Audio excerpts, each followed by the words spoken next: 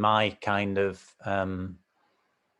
a little awakening about the challenges that we've got. So please don't think I'm saying this is the way things are. It's just the way things have appeared to me. And what I've decided is I'll share this with you. There's a short film I want to share, and then I think we'll just keep this room open. There's enough of us not to need to break out now. So hopefully you'll be okay with that. Just make sure I'm recording this as well. Okay. Yeah. So I'm going to put the slides up for a few minutes.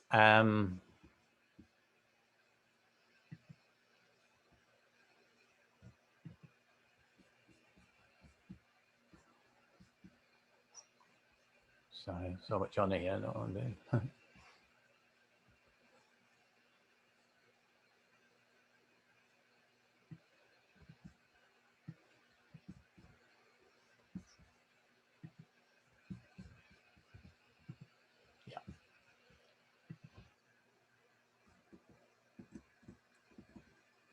Okay, so yeah, we've had I don't think the point speaks for itself.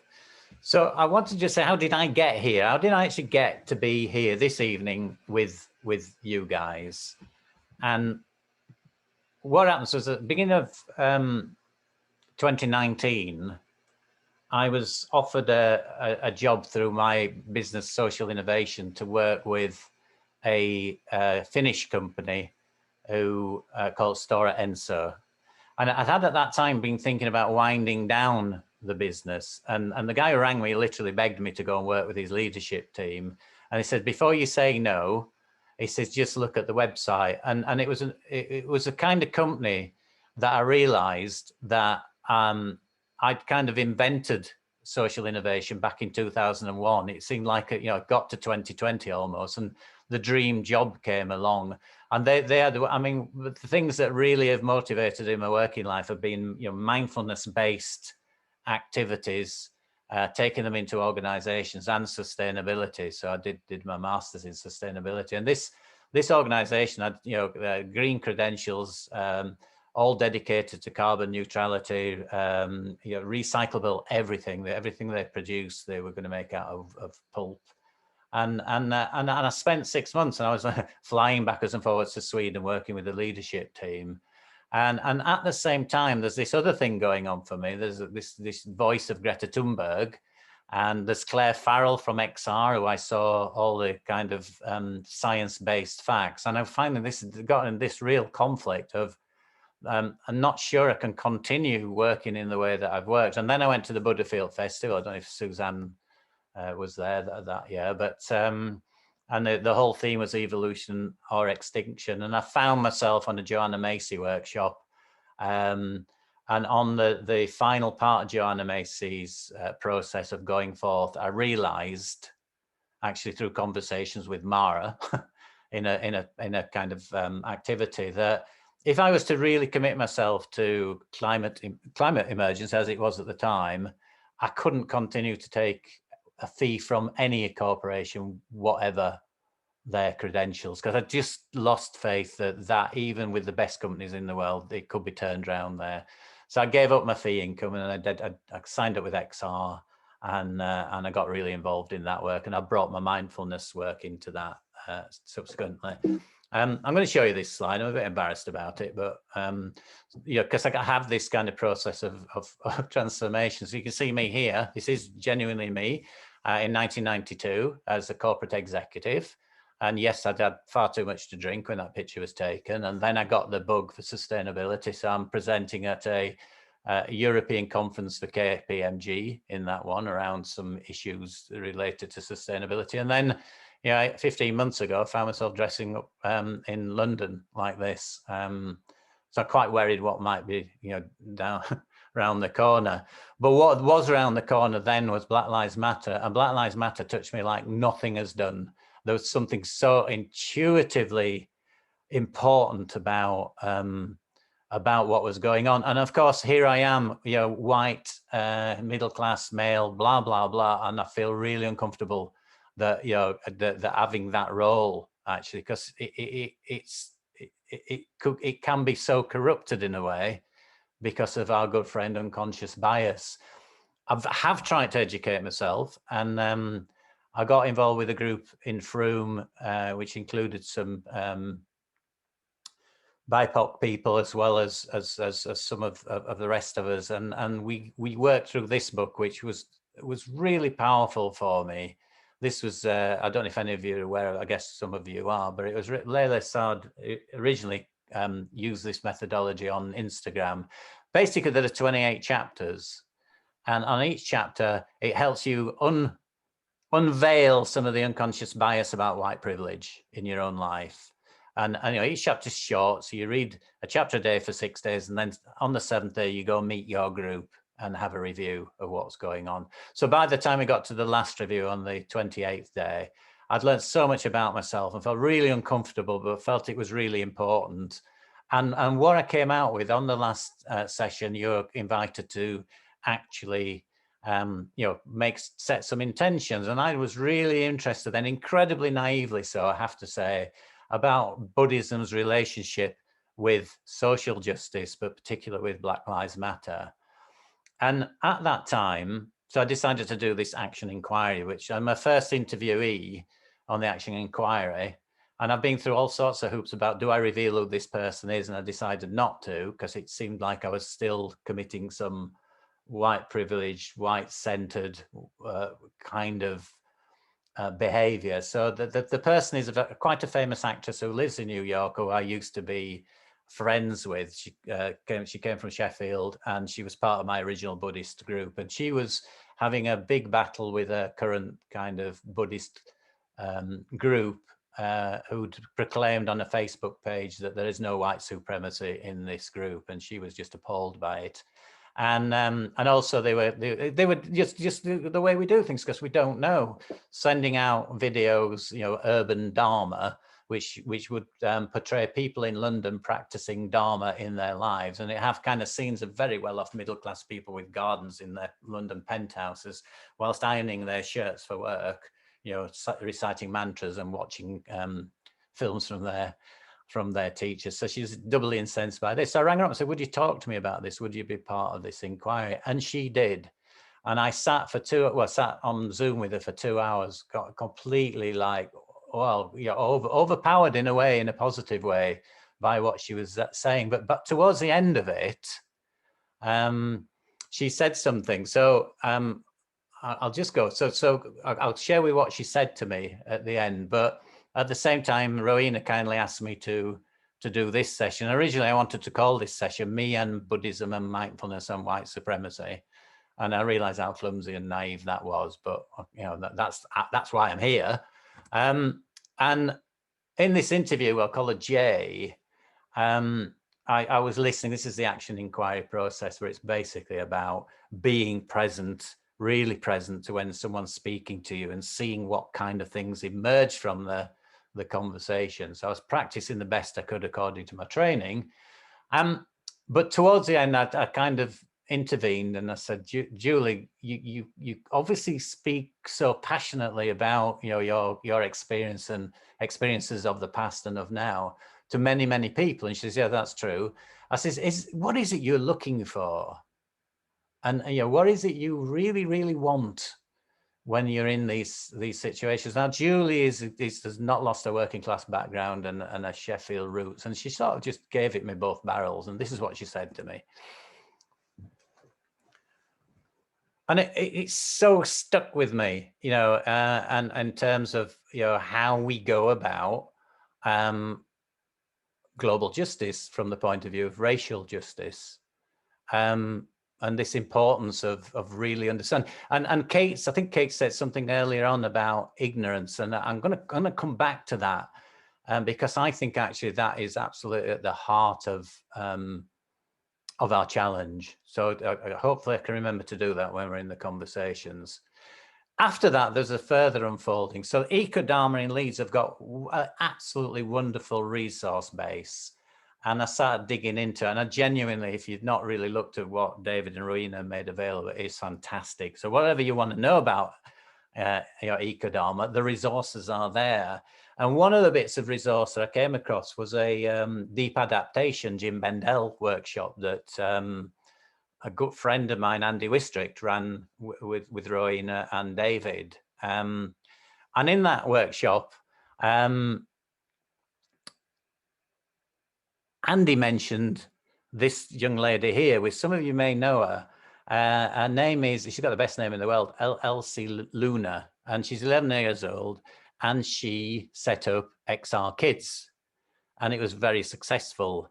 And Jim interviews her, and she said something, and I put this out of the mouths of babes and sucklings. I mean, I watched the whole interview, which was really worth watching. I mean, talking about just cutting through the crap and saying, you know, what a situation is. So what she said has basically, you know, given me this, what I call a provocation, or a point of view that at the basis of climate crisis, at the basis of eco diversity breakdown is this absolutely this overwhelming challenge of social justice issues. So I want to just play 5 minutes of what she said, and then we can get into a discussion for the rest of the session. I need to cue it up, so hopefully I can find it at the right place. And I'll let Jim do his summary of what she says as well. That's the mum. She never says anything until the end, and it's worth hearing as well. But will you let me in? And then the dad said, nope, you can't come in. Will you take someone else to me to speak to?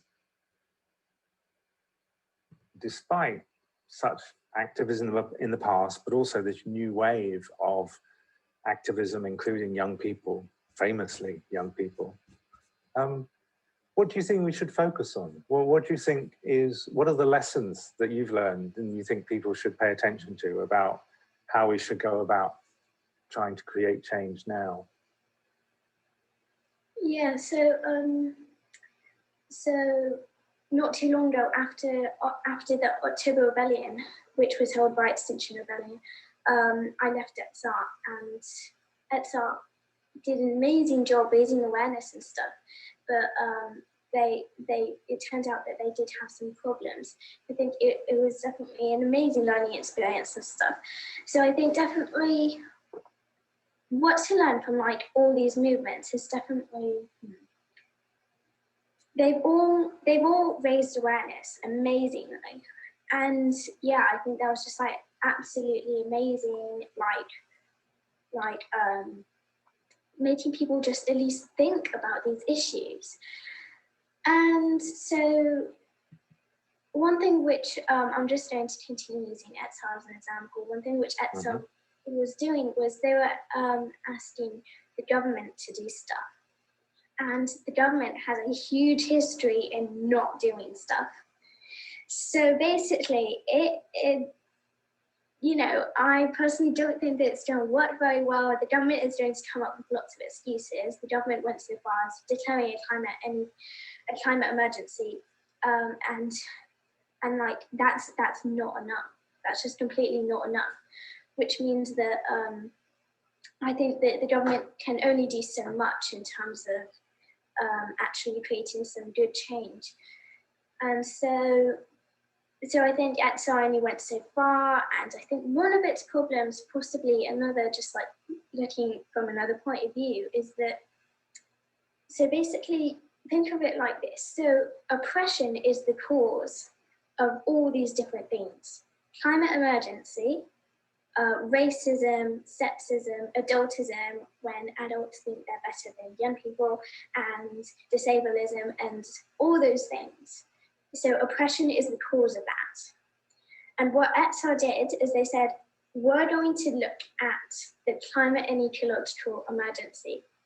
And just to say, as a point of view, why is this one the emergency? That's like a really big question. Like oppression has been oppressing people in so many different ways.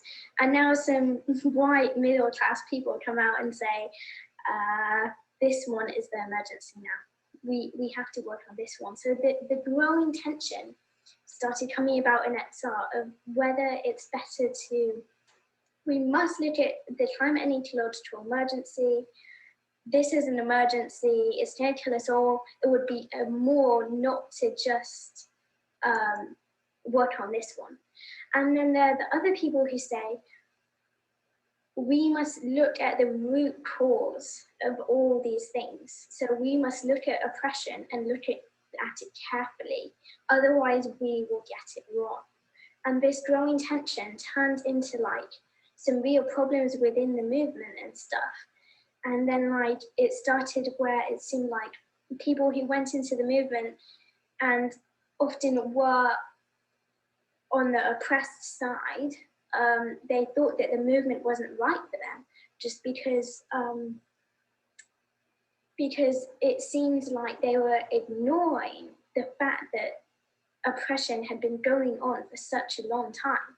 It's really important that we don't ignore that, obviously. And so that's another thing which went wrong. Can I just summarize, just to see if I'm with you on this, Elsie? So I think I'm hearing that you see the degradation, destruction of the environment and rapid climate change. This is really bad in themselves, but a symptom of systems of oppression which involve and exhibit racism, disableism, sexism. So, and colonialism, of course, and that some people talk about patriarchy as being this big sort of bad thing that means that we kind of damage everybody and nature. This is the broader perspective that you have, and so then when you look at environmental activism, you're wanting to see that general and holistic approach, and you felt that on occasion, or maybe more than on occasion, it wasn't understood that way, or it wasn't prioritized, and so so that's fascinating to hear. So from that perspective, given that the people, I mean, I'm white middle class, and most of the people that I talk to through my professional work are white middle class in the West. What's important for us, people like me, 47-year-old man, speaking to a lot of those people, what should we be thinking about? What should we be working on, prioritizing? Who should we be listening to? Okay, so I'm going to put a question up and just ask you maybe to sit with it for a few minutes, and then I think we can open up and just have a conversation in the big room. So I'll put the question up, and then I'll get rid of the screen share when ready to talk to each other and listen.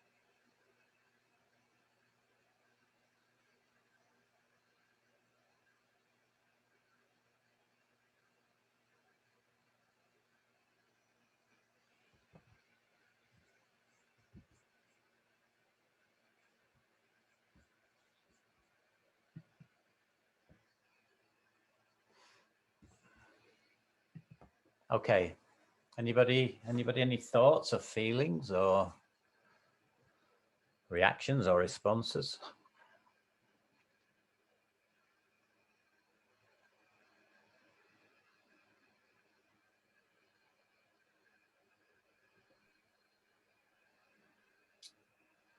Yeah, I mean, I admire her. I think she's wonderful. Yeah, I was a little triggered by it, if I'm honest. I'm active in XR. Yeah.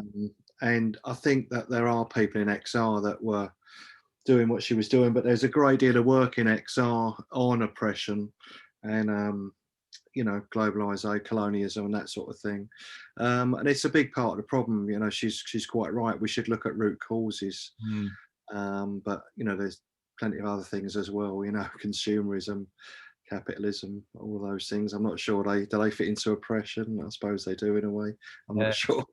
I don't know what to say about a Buddhist response yet. I need to think about that. Yeah, well, I appreciate that response as well. Thank you, Les. I mean, I've some sympathy. Things have moved on in XR since she said those things, but yeah, that's without a doubt. But thank you. Anybody else any response to what Les said, or any response to the film?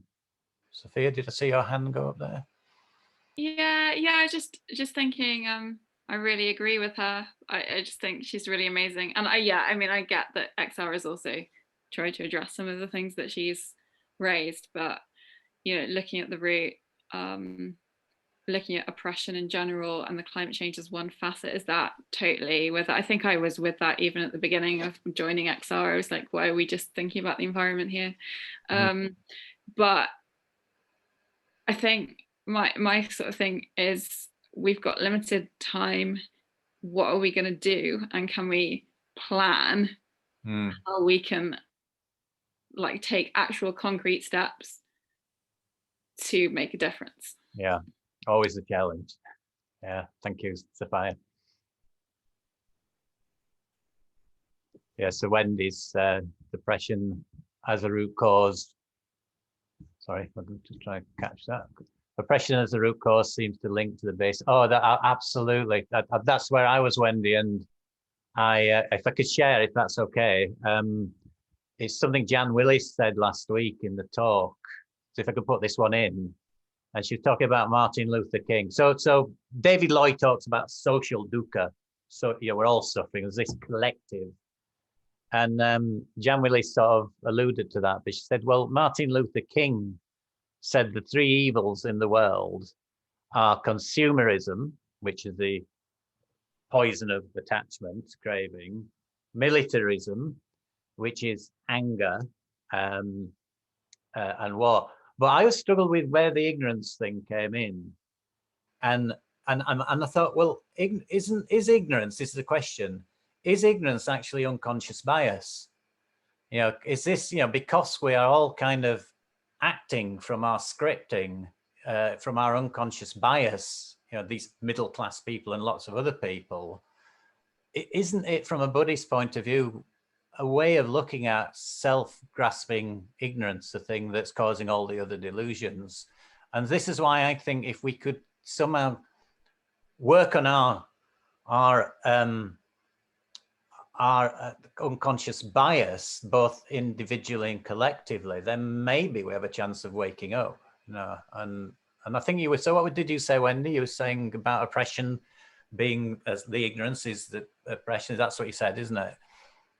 Yeah, I don't know how you feel about that, but I just, you know, that was a like boom, because David Loy, I think I'm correct, David, I'm not sure, but he talks about the ignorance in terms of media and fake news and things like that, I think, in the book. And I think that's part of promoting, you know, ignorance and getting away from the truth. But this seems to be more rooted, to me, is oppression and you know, and particularly racial oppression. I'm not dismissing any of the other things like disability and what she said about adults or whatever, but the root cause to me is Black Lives Matter.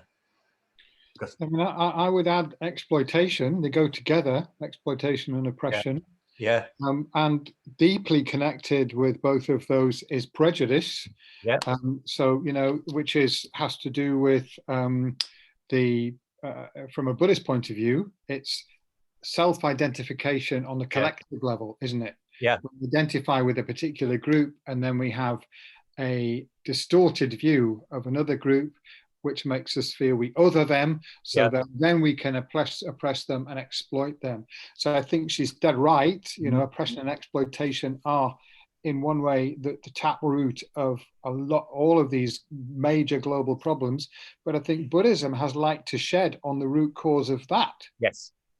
You know, I think that's an interesting way to go. Just want to comment on David Lloyd. I think he's speaks very interestingly about the difference between individual suffering, as you mentioned, and collective suffering, individual ignorance and collective ignorance. You know, they're not the same. No. I think that Buddhism, in order to, you know, Ecodharma, in order to respond properly to this problem, needs to take that on board and reframe the Buddha's original analysis, which was more like addressing people individually, which is probably more appropriate for that time. Yeah. But now we have to understand, you know, it's our collective, the collective mind, the collective psyche that's gone so badly wrong.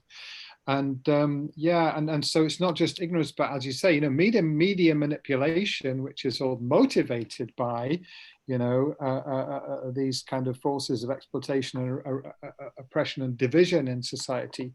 It's written about very fascinatingly by David Edwards in a book called The Compassionate Revolution. He was a journalist, or is a journalist, and brilliant kind of analysis of how the systematic distortion of reality through the media to maintain these systems of oppression and exploitation. I'm sorry, I've spoken for a bit of a long time there. No, I really kind of, I kind of get what you're saying and I kind of agree with it. I think it's a very good summary of the challenge that we've got. But anybody else, any kind of comments or any responses to? I mean, as I said, mine's a subjective thing. You know, what would a Buddhist response look like? What's available to us as Buddhists to help? To help to help us wake up and to help us be able to, you know, contribute to a solution rather than be part of the problem.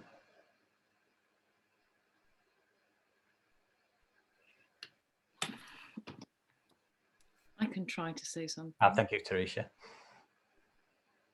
Yeah, so I haven't thought this through. There is something about, I mean, I think I put in the chat box something about how do we get to know each other? Yeah. Yeah, you said, how do we begin to be with each other? How do we take the time to get to know each other when speed is the cultural norm? Yeah, and there's something about that. It's like, are we just going to divide each other into different colors? Yeah. Are we going to, you know, there's 142 languages spoken in Bristol. Wow, good grief. Yeah. People go off around the world trying to have different cultural experiences. Yeah. You know, something about our, you know, on our own doorstep. And actually, am I the same as you? You know, we have the same skin color, but my ancestry is probably very different. Yeah. So when we're talking about exploitation, colonialism, even though we're sharing this room together, we don't really know each other. And we're making a lot of, you know, we're making a lot of judgments, a lot of projections. From our unconscious bias.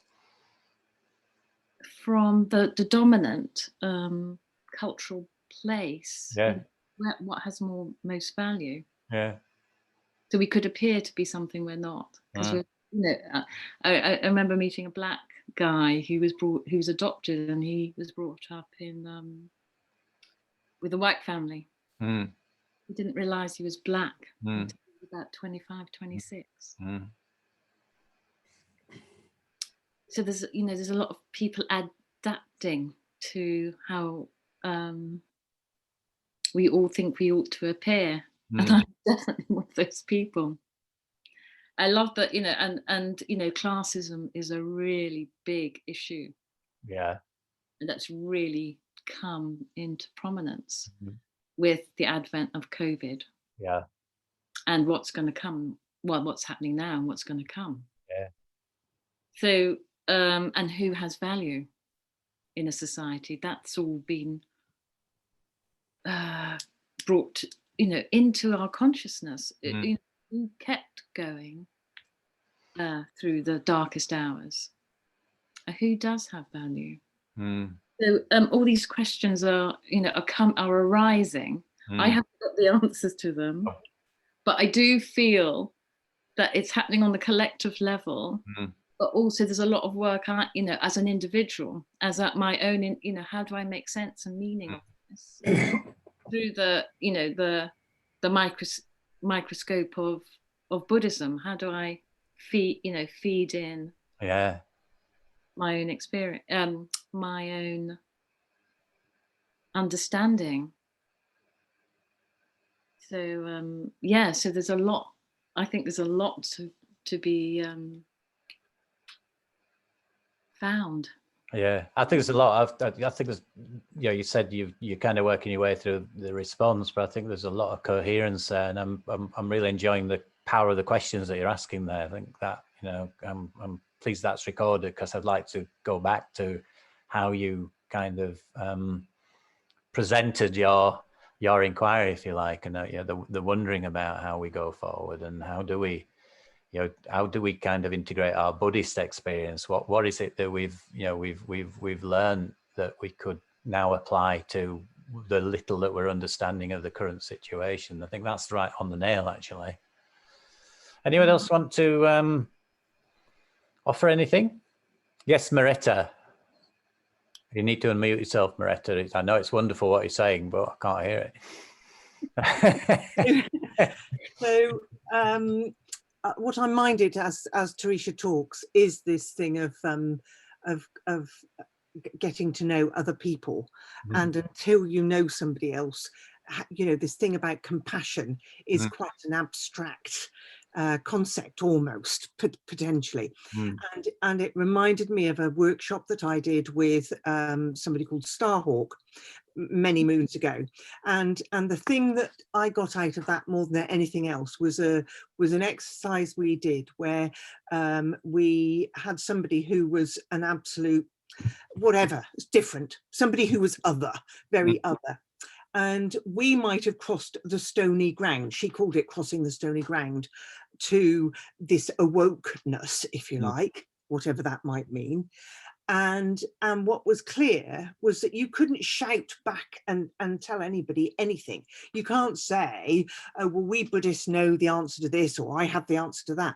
You have to actually crawl back across that stony ground and get to know that person. That's wonderful. Yeah. Listen to, you know, and when you can show them the compassion and the respect and that they're worthy of listening to, only then are you going to build, or do you have a chance of building a relationship that can grow in some sort of love of some sort. Yeah, that's wonderful. Thank you.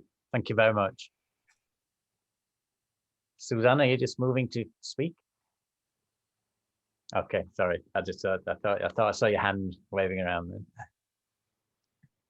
Any other thoughts? Any kind of feelings coming up as you're listening to this stuff?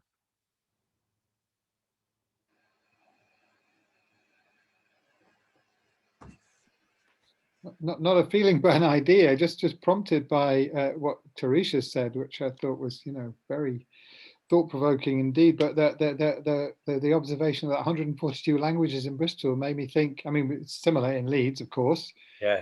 And I wonder whether we could do something like have an event of a rainbow conversation and really try and get as diverse a group of people in a room as possible to talk about that and to hear each other's stories, and, you know, to explore how do we communicate together in a way that you know, maintains a sort of equality and that just the fascination of different cultures. To me, you know, I absolutely love hearing about other people's worlds, and you know, I just thought that could be something tangible that we could do to that, you know, that would feel like we're not being patronizing, you know, we're not sort of setting up some kind of opposition, but just curiosity. Let's hear each other's stories and get to know each other. If one of the parts of my research was to read Larry Yang's book, Awakening Together. He's a Chinese immigrant in the States, and they've been working for years and years on multicultural Dharma meetings and retreats and teachings, and it's been a massive journey for them, and they're so full of pitfalls. So my suggestion would be that is a brilliant idea, but I think we all, you know, if we go down that route, we really need to kind of dip into the learning from are you familiar with the book, David? Because it's a wonderful book, but it is such a difficult thing to do, because, you know, the danger just immediately is that we just become again, you know, the white people inviting in the people of color to be part of their party, and we do it unconsciously, and you know, and it's what Julie, you know, sorry, what Jay said to me, just fucking listen.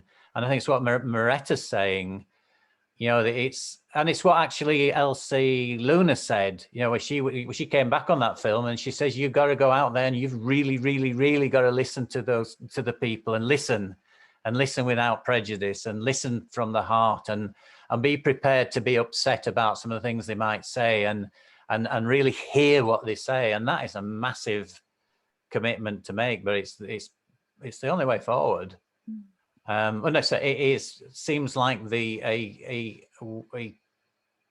way forward that is full of possibility, but not easy at all. What was the name of the book again? Sorry. It's Awakening Together, and it's Larry Yang. It reminds me of you talked about action inquiry. Yeah. And there is this method called emancipatory. Oh, right, I don't know that. Okay. Which is, you don't go in with a question. You don't go with, you don't go into the relationship with any kind of set agenda, which is it's a different paradigm. Yeah. And whatever then arises, what is going on? Yeah. What is going to be said is out of your hands. Yeah. You're not leading it. Yeah. In Bristol, we're doing a whole load of stuff around clean air, and there's a movement within movements, and there's 35 groups that XR actually call the meeting, but they've been doing this emancipatory kind of don't set an agenda. Yeah. We've gathered to be around this clean air. Yeah. That's all. Yeah. And it's really, it's taking some time, but it's been 35 groups keep coming together. That's amazing. Yeah. But like somebody mentioned patience, something in the thing about, we're so used to rushing things and wanting answers and wanting to fix things and be logistic. Well, so I think the movement of movements is more to do with developing relationships, and new ways of communicating, which we are just, if we, we know best, that kind of wanting to push that through. But I think, Buddhism has something to say about that, hasn't it? Yeah. The non-self. Yeah. Dropping back from that identity that we've been nurturing so much, and to keep us in, pole position. Yeah. To drop back from that is a very vulnerable thing to do. It is. I think vulnerability is definitely part of the process, isn't it? If you're going to engage in those relationships, you need to kind of open up to, the pain that it might come from actually exposing yourself in that way. It's part of the problem that people don't want to do that. I think that's a really lovely answer, actually. Yeah. My kind of history, because I'm so old and I've worked, like in businesses and things, is going back to a book I'm always embarrassed about quoting, but it's still a really brilliant book, which is The 7 Habits of Highly Effective People. And habit 4 is first seek to understand before seeking to be understood. I don't go in with that agenda. Go and really listen where the other person's coming from, because it might change your mind and you might not like the change that comes out of it. But that's vulnerability as well, just to go in with that, what you've described as emancipatory listening, did you say? Or it's a research method. Yeah. You got participatory and then, you know, emancipatory, which you do not run that piece of research. You just go in and say. Yeah. I mean, this theme of listening, it's just, the quality of listening is a kind of self-educational and collective educational job. Is how do we listen? You're good at this, aren't you, Maretta? And there's a lot of work you've done with the nonviolent communication and stuff. Would you want to speak to that in any way? That, where do you come from? Mute, Maretta. Maretta, we can't hear you.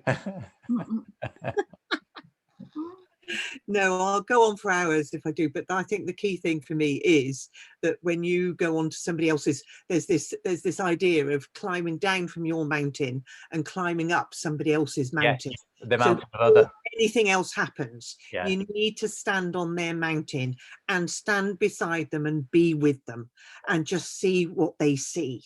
Yeah. And try to understand what they're thinking, feeling and everything else, and what they want.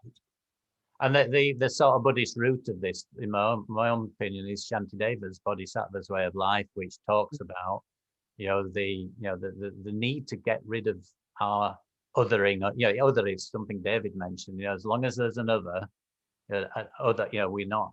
Just what you're saying. As long as we stay on our mountain and don't climb that other mountain, then we're not going to make any kind of mutual progress. I'm just looking at the time.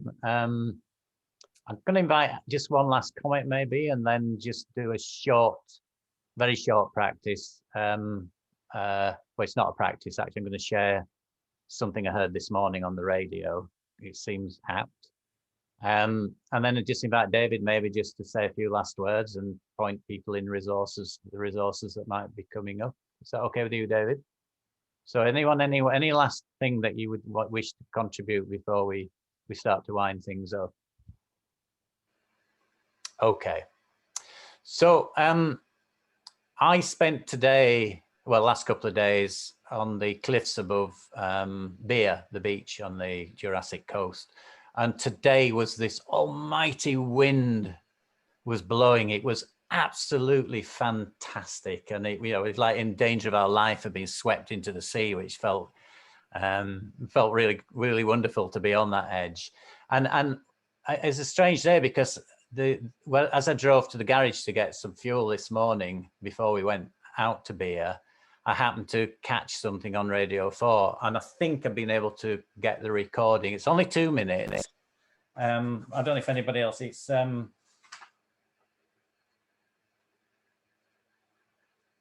it's Bernadine Evavista, the one that did Girl, Woman, Other. I think, the black English black woman, the writer, and she was invited onto Radio 4 just to share. They're having this thing about uplifting people in COVID, and she chose something around the elements. She's rediscovered the elements, or looking at them in a new way, and she'd chosen the wind this morning. And I thought, with us working with breath in this as well, it might be just to sit with what she said for 2 minutes, this lovely piece of prose about the wind and what value it is, and then hand over to David to finish off. Is that okay? Everyone happy to see if I can master the technology? Okay, so if you want to just settle back, so we could do it in a reflective space, if you like.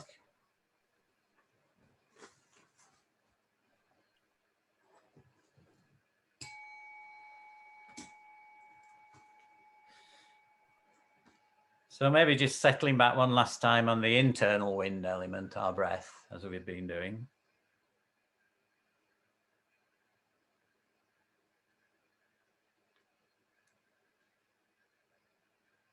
And then just listening to these words about become.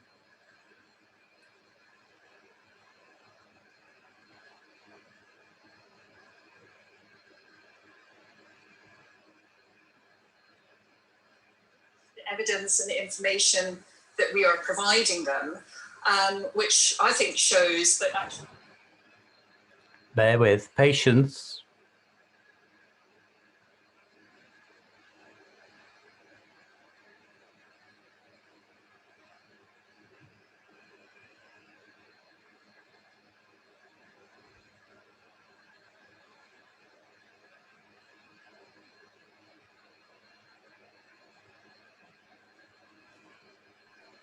Morning. We have one from the author Bernardine Evaristo, who, knowing we're all spending more time cooped up indoors than we would like, has shared with us her newfound appreciation of the elements. Well, one element in particular. The wind. I have to remove myself from the circulation of dead air inside my home, away from the rolling news and the despair and fear all around, and venture out into the windy wilds of the concrete streets, out past the brick and breeze block buildings, into the parks, the riverside walks, the countryside, to enjoy the wind as it rushes energetically towards me, waves of it stroking my face or lashing at it, so that my skin comes alive and I feel myself to be in the presence of something older and greater than my own preoccupations. The wind is a freedom fighter that will liberate us from stuffiness and inertia. It will cleanse our minds of the chaos and uncertainty as we walk or cycle, sail or run, feeling our bodies shaped by its anarchic choreography whirling around us and its tuneless feral music howling through the trees and bushes, fading away as it dissipates up into the skies. There is a healing and a joy that takes place when I am outside and open myself up to the tactile yet invisible movement of air, not resisting or resenting the force of it, but allowing it to refresh, energize, inspire, wherever I find it, wherever it roams. The wind. Okay, massive apologies about my ineptitude on the IT, but we got there eventually, and I'm sure your practice of patience is benefited as a result. Thank you, everybody. David, can I hand back to you? Thank you. Oh, you're muted, David. Yeah, okay. Thank you very much, Paul. Really deeply thought-provoking meeting tonight, and extremely important subjects, not just one, quite a wide range of important topics that have been addressed tonight. I want to thank you for your, the depth of your own personal inquiry and the seriousness you've taken that journey, and the humility and generosity with which you've brought those thoughts to us. And I do think it's something we'll all go away and think about, and hopefully it will lead to being able to act more skillfully and more proactively. It's a very, the whole conundrum of the climate and ecological breakdown that we're facing is something that it just seems too huge to think about. But unless we meet together and explore these deep questions together, we will be defeated by the overwhelm. We have to find the ways to connect, and together we can do significant things, and there is that connection is spreading around the world, I think, in a very extraordinary and amazing way. I mean, there is a positive side to this story as well. But I think, you brought up one of the most important topics, the separation that is particularly with issues of race, but also, those other categorizations of people, humans, and also our othering of non-humans, which is an equally big issue, our exploitation and oppression of other species and of the planet. So, really, deep thank you, Paul, for bringing us to the heart of some of these questions, and to everybody as well. All the contributions have been extremely thoughtful and deep. It's been a really rich and worthwhile meeting. So, thank you to everyone. So yeah, I mean, I'll just sort of the usual quick plug for other activities that we're doing, and I'm going to put some links in the chat in a moment. So yeah, so as I said, mentioned before, we've teamed up with the UK Ecodharma Network, which is part of this Faith for the Climate interfaith climate action group, which is very good actually. And so they are presenting a meeting of this kind of a webinar every alternate month, and we're doing the same. And they put us on our program, we put them on. They put us on their program, we put them on our program. I'm just going to quickly share the screen with to show you that one that's coming up. I'm going to find it. I think it's this one. Yeah. Yeah, so Caroline Brazier on staying sane in the face of the climate, Sunday the 8th of November. So there's a link there which I'll put in the chat. It will be on our website. I just looked today and unfortunately I haven't put this information on the website yet, but it will be on the Ecodharma page on Jamyang Leeds website, which I'll put that link into the chat as well. Caroline Brazier, I think she's now separated from her former husband, David Brazier, but the two of them were really for many years two of the leading figures in engaged Buddhism in the UK. She's a very interesting person, former psychotherapist. Oh, practicing psychotherapist, I beg your pardon, still doing it. Yeah. Joe Mishan from Exile Buddhist Summit. I don't know Joe, but Paul was speaking highly of him earlier today. So I'm sure this will be a really worthwhile event. Also in December, I think this was December the 8th, we have our bi-monthly meeting, which is with Francesca Paoletti. I'm just going to actually find that on our website in a moment, so I can show you that as well. Oh, no, it isn't on there. Right.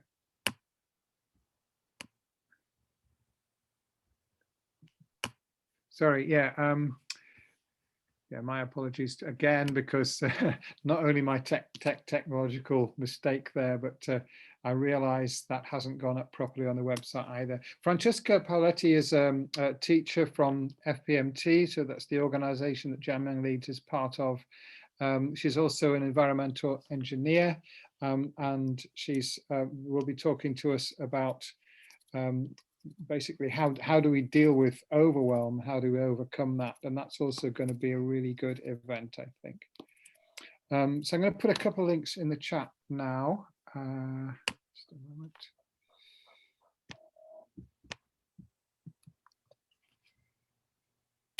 That is the link to our Ecodharma page, which you might already know, and I'll put the link to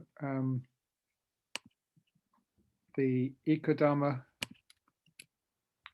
event. This is the registration link, so yeah, they use Eventbrite, so you can use that link to register for that event.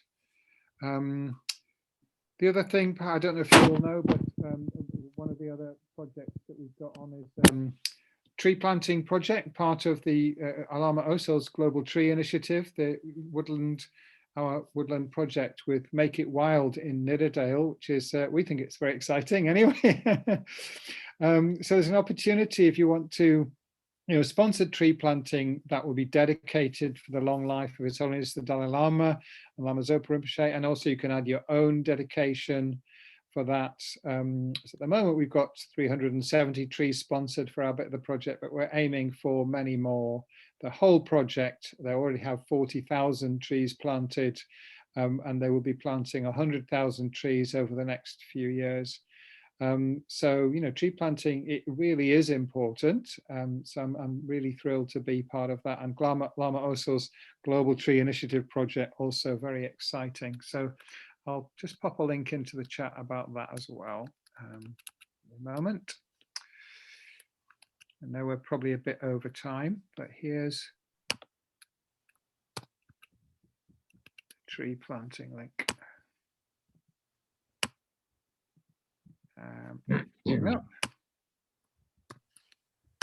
There we go. Yeah.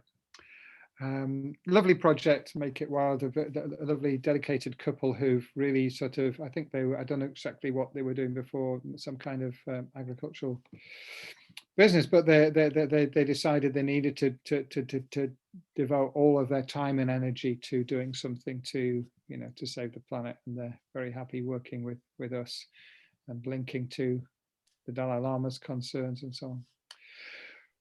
Okay, so I think that's it, unless Rowena wants to add anything. Is there anything I've forgotten about? You're muted. Oh yeah. Oh yeah. Just to put our link if people want to be on our mailing list. Oh, the email link. Right. Yes. Okay. I'll do that as well. 1 second.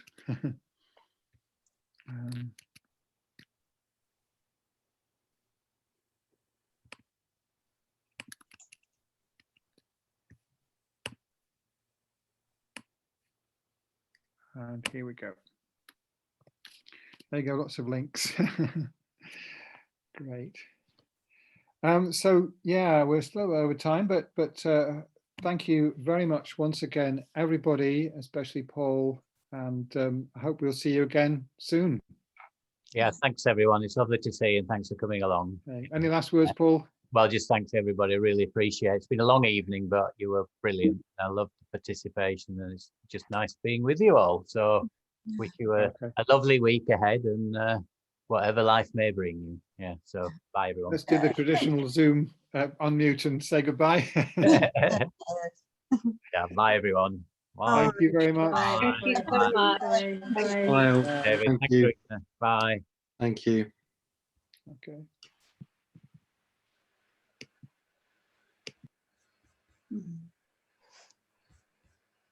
Hello there. Okay. That was lovely. Such a good evening. It's good. It's tough work, and it just strikes me at just what I realise, if I'm really honest, it is such a huge topic, and you know, it's. I'm glad. I'm pleased you don't. You know, the expectations aren't we can resolve it all in a couple of hours and go off and. No, I think everyone understands that, but I do think it went extremely well, and such good contributions from the participants. Yeah. So you know, really a deep thank you, Paul. You've really kind of added something